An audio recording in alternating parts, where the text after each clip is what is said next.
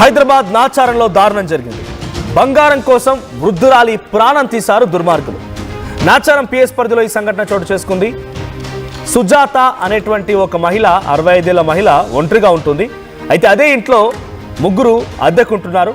So Anjibabu and తన ఇద్దరు friends యువరాజు, దుర్గారావు వీళ్ళ సహాయంతో ఆ మహిళని హతమార్చి మెడలో ఉన్నటువంటి బంగారాన్ని చూసి ఆశపడి ఆ తర్వాత తనని హతమార్చి ఆ బంగారాన్ని దొంగిలించుకొని వెళ్ళారు.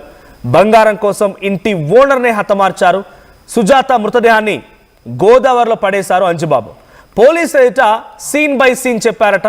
అయితే ప్రాణం తీసి బంగారాన్ని దోచుకెళ్లిన సంఘటన హైదరాబాద్లో ఒక్కసారిగా షాక్ గురి చేసింది. దీంట్లో కూడా హైదరాబాద్ టు గోదావరి వయా కోనసీమ, ఇక్కడ మీకు ఆ లైన్ యాడ్ చేయడం గల కారణం హైదరాబాద్లో హతమార్చి గోదావరి వరకు వెళ్ళి మధ్యలో కోనసీమ మీదుగా గోదావరి వరకు వెళ్ళి గోదావరిలో ఆ మృతదేహాన్ని ఒక బ్రీఫ్ కేస్, అంటే మీరు లగేజ్ ట్రాలీ బ్యాగ్ చూస్తారు కదా, ఎస్ ఆ ట్రాలీ బ్యాగ్లోనే సుజాత మృతదేహాన్ని తీసుకువెళ్తున్నారు.